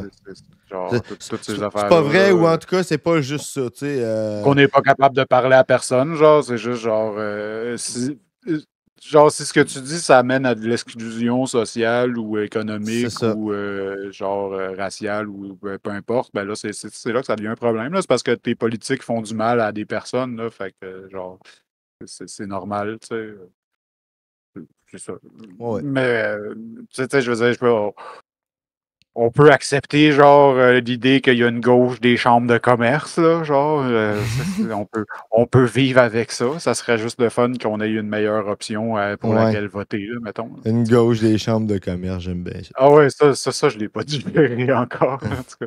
De quoi ça, tu l'as pas digéré encore? C'est qui a dit ça? Ah non, c'est une des quand même bien placées dans QS qui a dit, genre, ben là, il faut qu'on se retrouve à des places où ce qu'on nous attend pas, comme par exemple dans les chambres de commerce. Puis... OK, ben oui, c'est ça. Ben, je veux dire, oui. C'est moi le méchant extrémiste. Je vais dire oui dans des places où on nous attend pas, mais pas nécessairement des chambres de commerce, on va dire ça comme ça. Ouais, ça. Ben, en tout cas, elle a raison qu'on les attendait pas là. Ouais, non, effectivement, on peut pas y donner tort là-dessus. Écoute, moi, je te propose du moins, en tout cas, moi, j'ai encore de l'énergie, je sais pas toi, là. Moi, je serais dedans pour un autre. Écoute, il y en avait un que tu as trouvé que juste le titre, ça m'intéresse, tu sais. Ouais, c'est ça. Puis je me disais que ça ferait changement. Là. Ça Ouais. va être plus un focus sur l'architecture. Ouais. Parce que, en tout cas, je vais faire une petite parenthèse pour parler un petit peu du concept de la troisième partie qui n'existe pas encore. Ouais. Bref, on comptait avoir une troisième partie après, genre, la partie actualité qui est comme quand on fait la pseudo-revue de presse, comme Ouais. on a fait au début. Un topo sur un sujet qui prend comme la majeure partie centrale, comme aujourd'hui, c'était les Olympiques. Puis la troisième partie, ben, c'est sur des affaires plus, soit plus connexes, des trucs qui ont rapport avec des hobbies, des intérêts peut-être un peu moins chargés politiquement, même si on reste toujours nous-mêmes politiques. Aussi, prendre des suggestions du chat ou trouver des choses qui, genre, maximisent les interactions avec, Ouais. avec les partisans aussi. Ouais, Mais puis ça, c'est ça. Ouais, tout ça, c'est genre work in progress là, ouais, en construction. ben, tu sais, que je veux dire, déjà, juste tu sais, notre nouveau stade d'affiliate là, avec le nombre de follow, ça va nous permettre de faire des sondages dans le chat. Fait que tu sais, ça peut arriver là, qu'on va avoir des choix de sujets, des choix de vidéos, puis qu'on va faire voter les gens. En tout cas, moi, personnellement, de la minute que tu sais, on peut commenter, je vais vérifier ça cette semaine, là.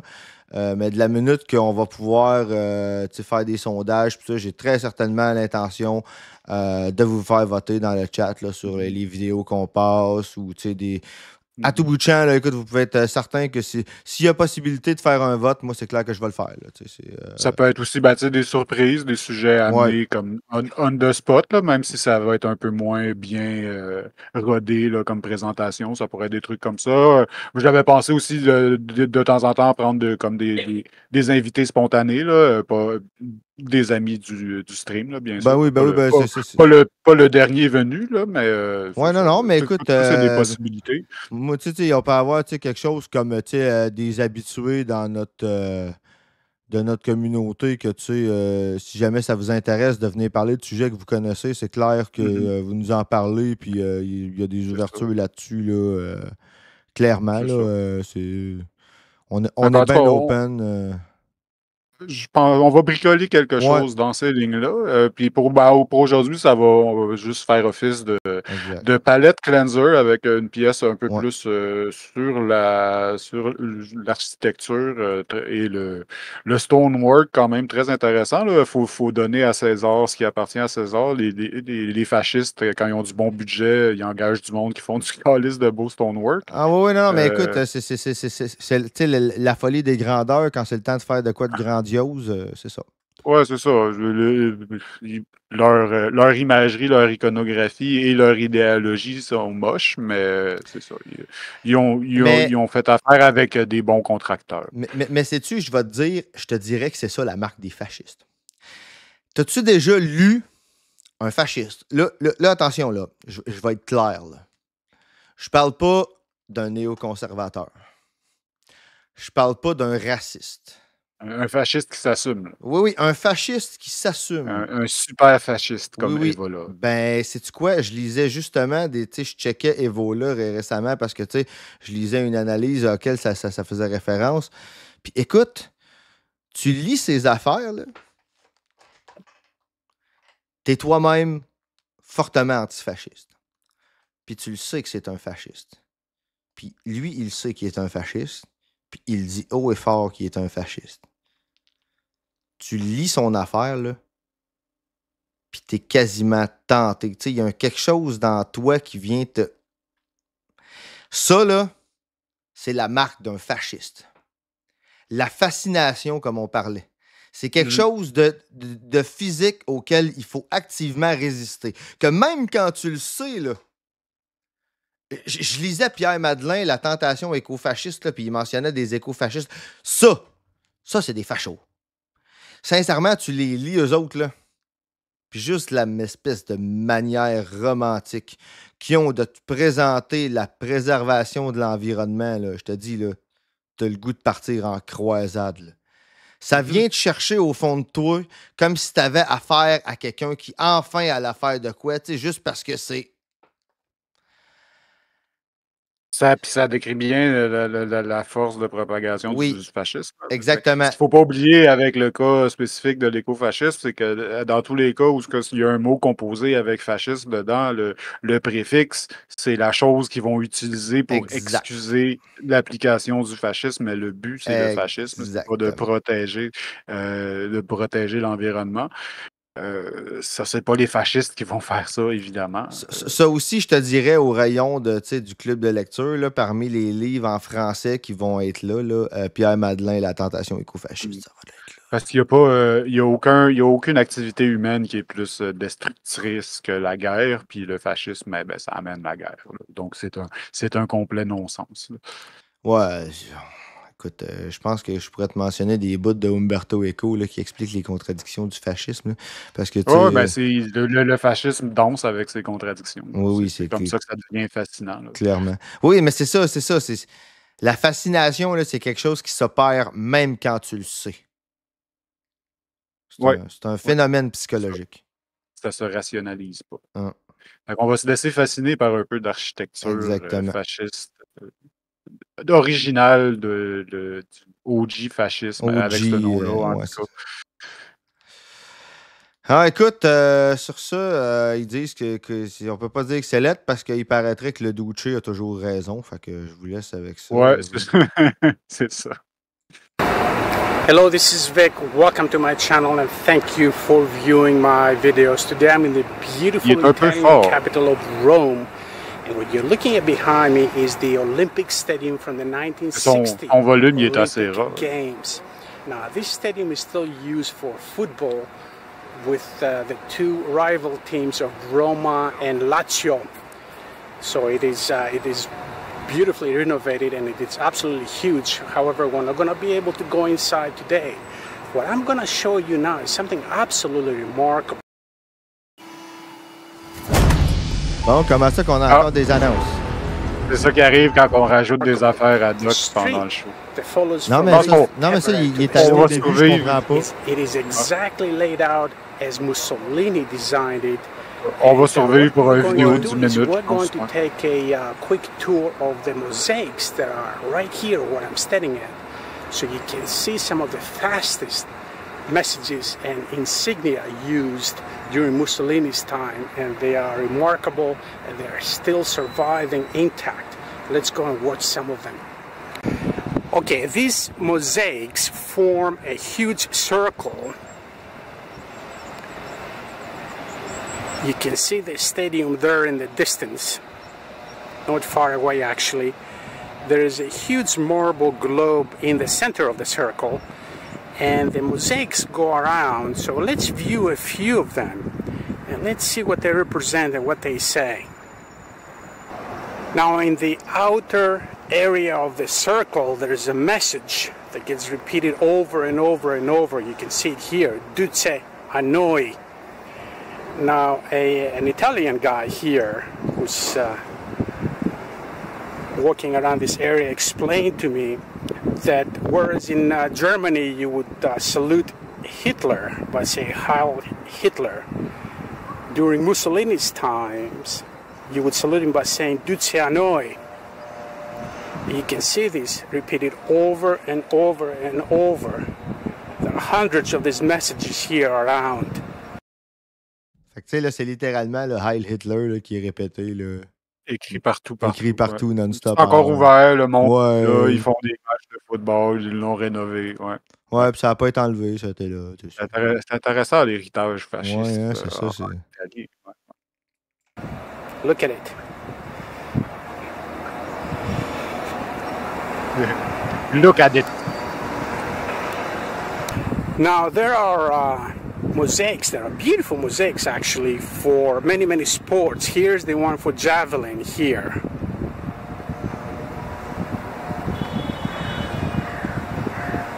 And I'm not sure what the eagle is doing on top, but this is javelin here. And there is a lion right below it. Let's don't forget that these were designed and built during the fascist times, during Mussolini's times. Here's the mosaic for table tennis.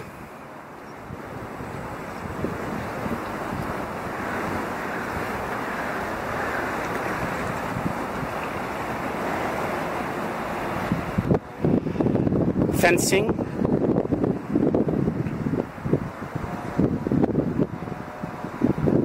and skiing. And again, they are in remarkable shape and condition. Attends, pour me un peu.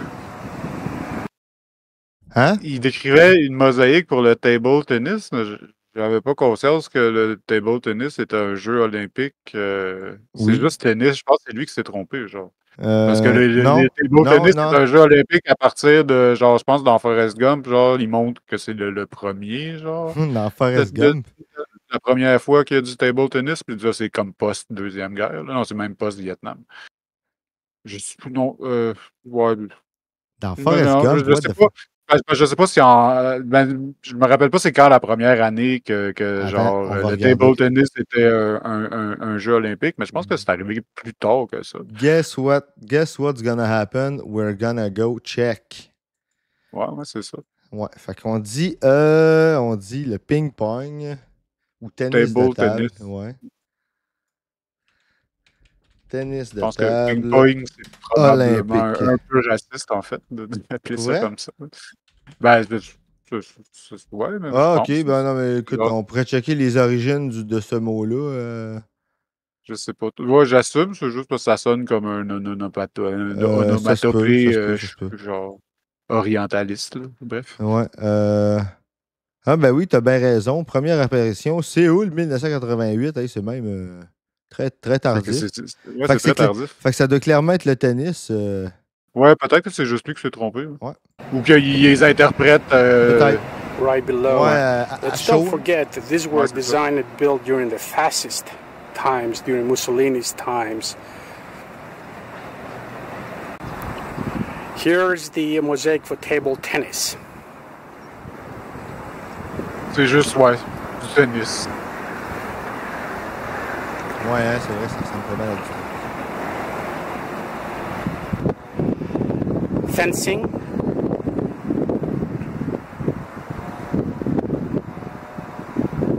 and skiing. And again, they are in remarkable shape and condition. Ça veut dire qu'il est entretenu. Ouais. Now the inner circle of the mosaics is full of messages as well, and fascist insignia. You can see the M for Mussolini here.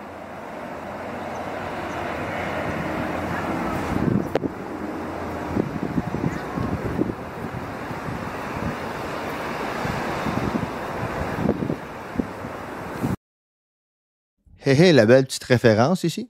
Je vais aller vous chercher une belle image. Vous allez tout comprendre. Ben ça, c'est un fâché. Oui, mais il n'est pas exactement comme on le voit habituellement. OK, je vais prendre celui-là ici. Attends un instant. Comme ça. Et on s'en vient ici comme ça.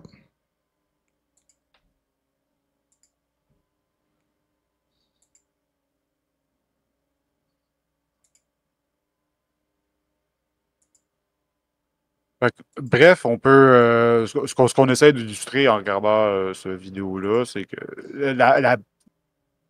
le sport utilisé comme outil nationaliste ou dans un frame ou pour le fascisme, genre, c'est sans vouloir dire que le sport est nécessairement nationaliste et ou fasciste et tout le kit, c'est quand même un sujet qui s'y prête assez bien à ce genre de récupération-là depuis quand même assez longtemps, en fait. Ce que vous voyez là, c'est un faci. C'est le symbole qui a donné son nom au fascisme. Puis c'est littéralement la croix gammée italienne. Tu sais, l'autre fois, quand on parlait de la membre d'Atalante, Roxane Baron, on en a un sur le mollet. Tu sais, fait que quand ils viennent nous dire qu'ils sont pas des néo-nazis, ben, qu'ils viennent me manger le cul. Là, tu sais, nationaliste, révolutionnaire, my ass. Là. Puis. C'est le contraire d'une révolution, une révolution réactionnaire. Exactement. Ça s'appelle un backlash. Fait qu'on continue avec notre petite vidéo sur l'architecture fasciste. Comme vous pouvez voir, ils en ont fait une version. Là, si vous cherchez sur Internet, il y en a différentes versions. Là, mais on voit là, la hache puis le pilier. Là, c'est clairement... C'est de l'iconographie fasciste. Je rajouterais, par exemple, que c'est un symbole qui aussi prédate là, le fascisme. Là. Oui. On peut en voir exposé deux au Congrès là, national américain et tout le kit, là, sans vouloir dire que genre les États-Unis sont immensément séparés du fascisme. Là. On ne tombera pas dans le complotisme. Non, c'est une allégeance déguisée là, parce que ça date d'avant. Le fascisme récupère les symboles. Oui, c'est ça, exactement. La plupart des symboles fascistes sont récupérés d'ailleurs par esprit de tradition. Oui.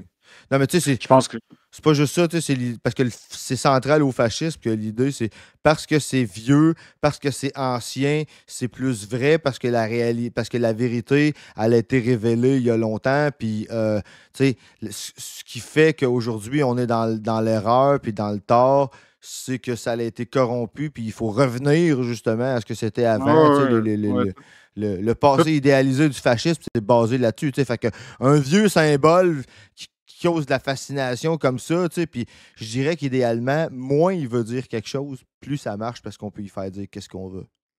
Y a-tu de quoi de plus insignifiant en termes d'absence de signification qu'une croix gammée? C'est juste des traits, c'est juste des... Mais c'est des angles, ça fascine le regard, fait qu'on y fait dire n'importe quoi, ce qu'on veut. Ouais, mais l'affaire, c'est que c'était déjà extrêmement populaire quand ils ont décidé de le récupérer. C'est pour ça. Tu récupères quelque chose qui est déjà populaire, puis là, tu te dis, ah, c'est à propos de ça, genre, le vrai meaning de ça, puis là, tu peux rajouter une espèce de couche de genre gnostique, ésotérique, de dire c'était le vrai meaning de ça, genre ce symbole-là qu'on utilise depuis des milliers d'années partout dans le monde, c'était ça, là, la suprématie aryenne, c'est juste parce que on comprenait pas avant que le Führer vienne nous expliquer. Clairement, le vrai meaning, il était avant, il est révélé, puis le meaning, la signification qu'on a aujourd'hui, c'est celle qui est corrompue par la modernité, puis c'est ça le fascisme, c'est le rejet du progrès, c'est le rejet de faire mieux qu'on faisait avant. C'est de supposer que tout le monde avant nous autres faisait mieux que nous autres. C'est comme... c'est là, c'est une contradiction. Tu es censé être supérieur, mais en même temps, tu es tellement pas bon que tu es obligé de répéter ce que les autres ont fait avant toi parce que tu feras jamais mieux. C'est comme... Ouais. And Spears... with a very clear reference to the Roman Empire. And let's don't forget, this is something that Mussolini wanted to establish, a new Roman Empire. Ça, c'est des casques et des boucliers hoplites qui n'ont pas vraiment rapport avec... C'était pas des légionnaires, c'était des hoplites. Grecs. Here you see the fans of a football game. You can see the football right there cheering. And here's the goalkeeper. These are the football players.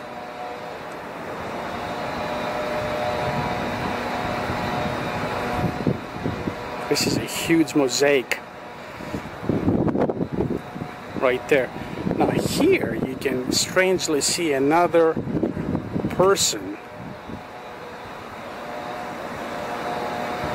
viewing the game.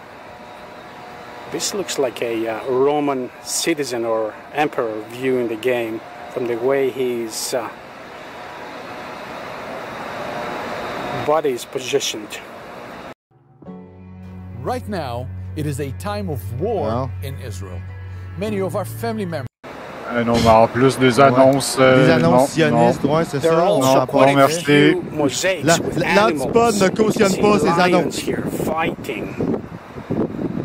are 4 of them here. It looks like this one is a male and he's... Les manigances, non, j'ai pas vu la vague, mais écoute, ça pourrait être... écoute, je mets ça dans ma liste, là. C'est clair.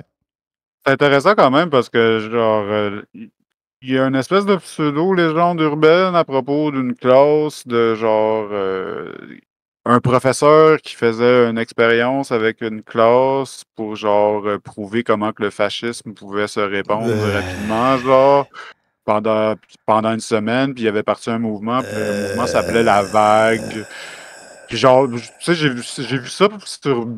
Moi, la première fois, j'ai vu ça ailleurs après, mais j'ai vu ça la première fois sur un épisode de Behind the Bastard, puis il décrivait ça comme si c'était quelque chose qui s'était passé pour de vrai, genre, mais j'ai tout le temps l'impression que c'était semi-légende urbaine, là, parce que c'est trop figurant. Parce que ça prend une semaine, genre, puis genre, ils sont prêts à accueillir un dictateur à la fin de la semaine, là, genre. Ouais, non, c'est ça semble tellement le genre d'expérience sociale qui peut dérailler, puis tu sais... Ah, c'est ça, c'est un excellent film. Puis, bon, ben, peut-être que je serais intéressé qu'on fasse en fait un cinéma-su avec ça. Ouais, ça pourrait. Puis on n'a pas encore décidé c'est quoi le prochain. Là. Peut-être que ça serait pas le prochain, mais ça pourrait être moi, un j'avais autre, une idée pour le prochain. Écoute, on s'en jasera après le stream, là, mais La Vague, on met ça dans notre liste, là, clairement. Oui, c'est quelque chose que je voulais justement étudier plus en profondeur. C'est vraiment fascinant. Là. Bon, parfait. Fait que, écoute, on prend merci pour la suggestion, Pierre. Oui, merci. Écoute, je te dirais, là, si tu me dis que, Pierre, en plus que c'est sur une affaire de symboles, écoute, peut-être dans un moment où on parlera de symboles fascistes plus spécifiquement, là, tu sais, peut-être plugger ça, quelque chose comme ça, là. Oui, effectivement, oui. Ça montre aussi comment un adulte prof, on peut avoir de l'autorité. Ben oui, clairement. Ben, si c'est un full feature movie, ben c'est juste la bonne grosseur pour un cinéma. En plein ça. Fait que, écoute, on met ça dans nos listes, puis c'est clair qu'éventuellement, on va regarder ça. On va jeter un œil là-dessus. Surrounded by 3 females. I'm not really sure what the significance to the fascist theory this would be. Mais hey, je fais une petite parenthèse pour te poser la question. Pierre, justement, toi, quand est-ce que tu recommences à streamer puis que tu commences à passer tes films le dimanche soir? Parce que justement, il y en a un là-dessus que peut-être, je sais pas si tu serais intéressé à ce qu'on vienne commenter avec toi. Je te lance ça de même, là. C'était moi qui l'avais proposé. C'était le film La Conspiration, qui est la réunion. Où c'est fait à partir du seul procès-verbal qui a survécu, là, qui est la réunion de nazis qui ont servi à élaborer la solution finale. C'est particulièrement édifiant en termes de raisonnement fasciste. Ça, si jamais ça te tente, Pierre, quand tu passeras ça, c'est dans ta liste de films. Fait que si jamais ça te tente qu'on vienne checker ça avec toi en ondes, en tout cas, moi, je te le propose. Je sais pas, toi, Gab. C'est bon, j'aime ça les collabs. Ouais. Fait que. Parlant de collabs, pour ceux qui ne le savent pas, on a l'intention de repasser au channel Les Manigances de notre ami Pierre pour ses matinales, c'est des revues de presse. Ouais, écoute, c'est nous autres, Pierre, là-dessus. Là, en tout cas, moi, personnellement, c'est quand tu veux, tes revues de presse, c'est toujours un plaisir.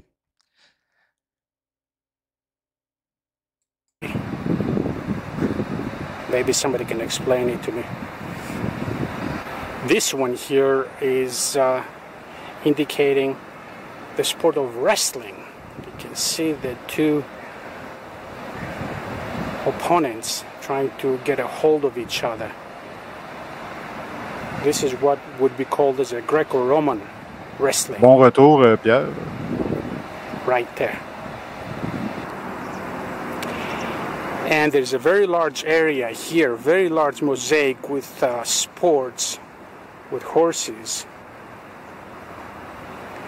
This is polo, I think, because there's a ball here, and this person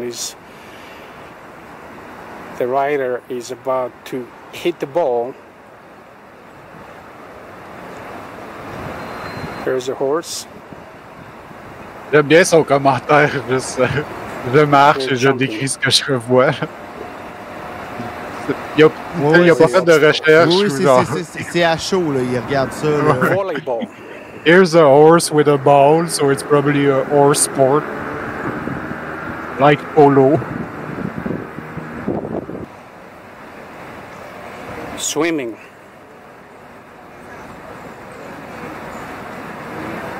You can see one person here, a man swimming in one lane of the swimming pool. And there is a woman on the other side. And there is some floating caca in the...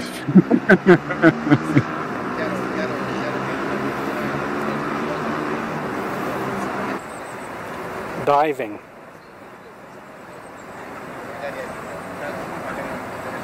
You can see the platform right there.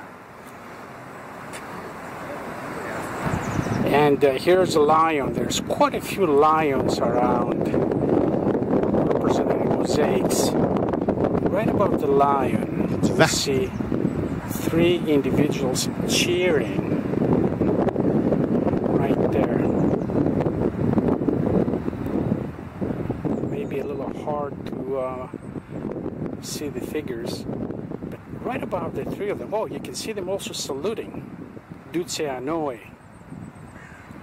in a fascist fashion, saluting. Right above them, an eagle. Here's a mosaic that I had to ask my Italian friend here to translate for me. It says molti nemici, or nemici, molto onore, and it repeats again here. Molti nemici, molto onore. What this means, many enemies, much honor. So who is Sage Robbins really, and why should you attend? She's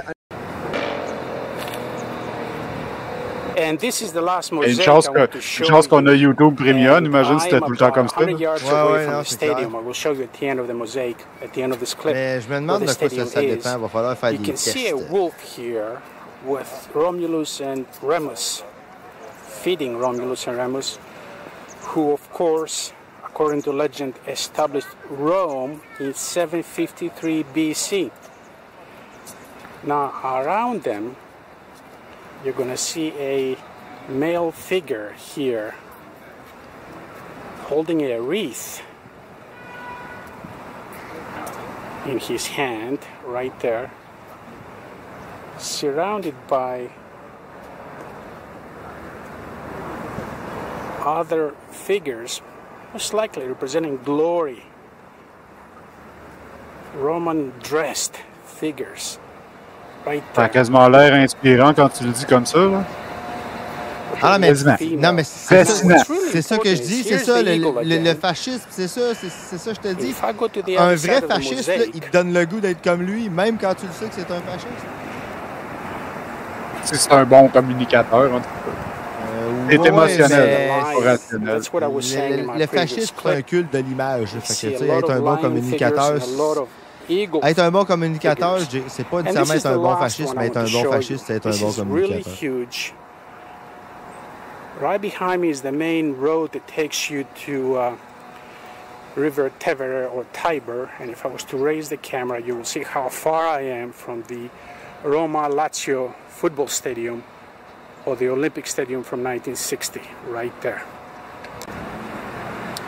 Hello, this is Vic, and I hope you have enjoyed this last documentary. It is an absolutely remarkable place to come and browse and look at this beautiful, very historic mosaics. Now, I'm not saying I support fascism by far. I certainly do not.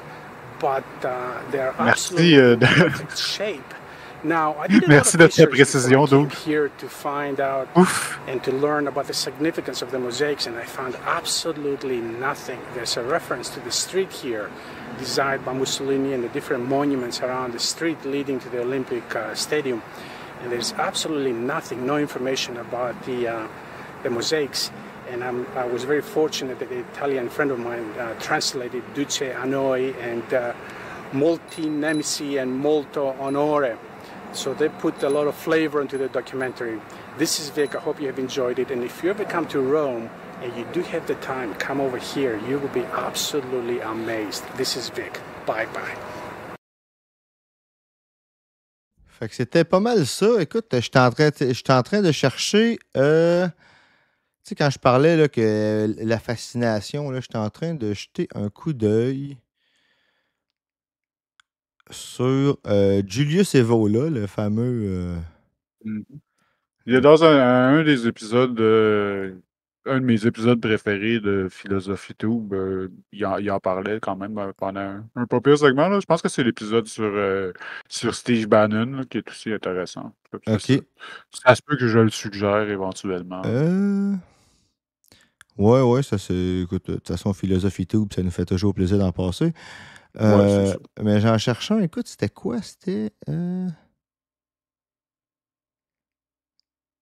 En tout cas, on partira pas dans un rabbit hole trop profond parce que moi, je pense qu'on. Oui, on va finir. Il est rendu une bonne heure pour conclure. Oui, effectivement, on est à la fin. Je faisais juste checker des fois si tu juste voir la quote. En tout cas, c'était quelque chose qui disait que l'État, ça l'amenait l'individu à tout le fanatisme envers l'État, le fasciste, là, ça amenait l'individu à toujours penser en fonction de quelque chose qui était plus grand que lui-même. Là, mais du genre, dans le genre, c'était tentant, là, dans le sens tu dis, ouais, OK, tu penses toujours pas rien qu'à toi, mais tu sais, quand tu comprends c'est même spirituel ouais, de vouloir faire partie de quelque chose de plus grand que soi-même. Ouais, c'est ça. Mais là c'est ça, tu lis ça, puis là, tu regardes à l'idée que c'est dit par un fasciste, puis là, tu fais comme...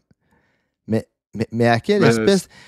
Tu le sais qu'il fait référence à une espèce d'effacement de soi là, qui est total, qui est total, une négation de l'individualité, si on veut, là, une espèce de...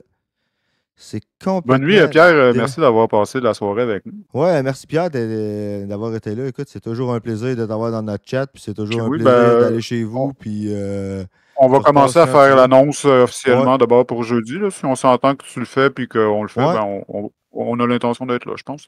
Ben oui, bien sûr. Fait que, écoute, on vous annonce officiellement que jeudi, on va être à la revue de presse des Manigances. Écoute, moi, je compte être là, puis... Make it happen. En plein ça. On va avoir bien du fun. Exactement. Fait que, écoute, sur ça, nous autres, on va vous laisser tout le monde aller dormir. Je pense qu'on peut passer en faire une sortie en face-to-face. Ben oui, clairement. Comme des professionnels. Exactement. Puis je vais faire un petit retour sur le show. Moi j'ai bien aimé, en fait, je pense qu'on commence à mixer it up. C'était bien le fun de passer on a passé plus de lecture, puis on a fait plus de live browsing. Encore là, je pense que si on continue à utiliser le plein potentiel de Vidéo Ninja, on va pouvoir faire des choses très intéressantes, très, très smooth.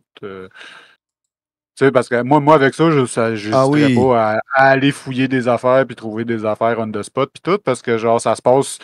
Genre, le display se passe quand même super bien pendant que je fais des trucs on the side. Puis, Pierre, je sais pas si t'es encore là. OK, non, il est parti. Non, mais écoute, ça va falloir y dire pour VOD Ninja. Je pense que, jeudi, la dernière fois qu'on est allé, on disparaissait. Là, fait que... tu vas y en parler. On a notre channel avec Pierre. Là. Ben clair. Fait que... c'est des affaires BTS un peu, là. Fait que... Ouais. C'est des trucs techniques, mais en gros, pour ceux qui nous ont déjà vus à la revue de presse des Manigances, ben, on disparaissait à tout bout de champ, ben, avec, disons, ce qu'on utilise, on ne disparaîtra pas comme ça. Bonne nuit, Zandark. Merci d'avoir été avec nous. Bonne nuit, Zandark. Merci beaucoup. Merci à tous ceux qui ont été là, les lurkers, les chatters, les anciens.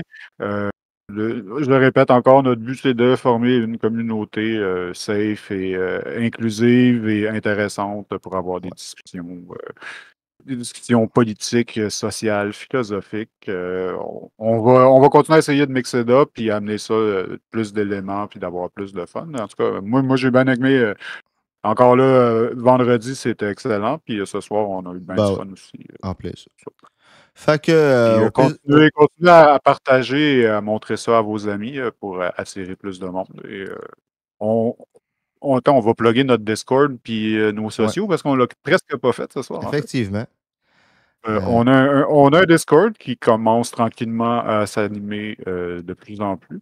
Dans le Discord, d'ailleurs, il y a une section suggestions. Donc, si vous avez des suggestions par rapport au show lui-même ou des suggestions de sujets que vous aimeriez qu'on voie ou des trucs comme ça, en fait, vous pouvez aller là, gênez-vous pas. Nous, on est toujours. On veut présenter du contenu que nous, on aime, mais aussi du contenu qui va vous intéresser, vous. il y a des choses qui ont piqué votre curiosité, on peut faire des deep dives sur mesure. Exact. Puis aussi, ben, on est présent sur tous les médias sociaux au minimum nominalement. Puis l'intégrale de nos streams est en VOD. Il mute les tunes sur Twitch pendant une semaine. Puis moi, je vais faire un edit léger et je vais le mettre sur YouTube probablement demain. Bon, parfait. Celui de vendredi, d'ailleurs, qui, je répète, était excellent, ben, il est déjà sur YouTube. Oui, c'est ça. Puis moi, j'upgrade régulièrement les spreadsheets que vous trouvez sur notre Discord avec les différentes références, différents livres, puis les tunes qu'on passe, les vidéos qu'on passe aussi. Qu'est-ce qu'on passe ici? Ben, on le réfère sur les spreadsheets. Fait que, on vous souhaite une bonne soirée, on vous souhaite une bonne nuit, puis au plaisir de vous voir vendredi pour un autre Cinémassu. Ça va être pas mal la formule, là, ce que vous avez vu à soir. C'est le tout inclus avec des vidéos plus courtes, des articles. Puis le vendredi, c'est vraiment des vidéos longues comme on a fait vendredi passé, puis comme on va refaire encore ce vendredi. Puis comme on a fait pas encore décidé ce que ça va être, mais ça va être intéressant. On a plein de choses de fun en backup. Exactement. C'est juste une question de se brancher. Ouais, j'ai même une petite idée, moi, de quelque chose qu'on peut passer vendredi qui risque même de fitter avec ce qu'on pourrait passer lundi. Fait qu'écoute, on s'en jasera, mais... on va probablement s'en parler comme juste après. Exactement. Mais je vous dirais que, on a c'est quand même une tendance, Gab, on a tendance à essayer d'associer nos sujets, puis d'avoir une certaine ligne directrice. Fait que, si on peut avoir deux shows qui se suivent assez bien, c'est clair que, en général, en tout cas, moi, j'ai l'intention d'essayer de le faire. Là, fait que, on aime bien ça avoir un flow. Exactement. Fait que, on vous laisse sur ça, puis bonne soirée, bonne nuit, puis au plaisir de vous voir vendredi. Prenez soin de vous et de vos proches et à la prochaine.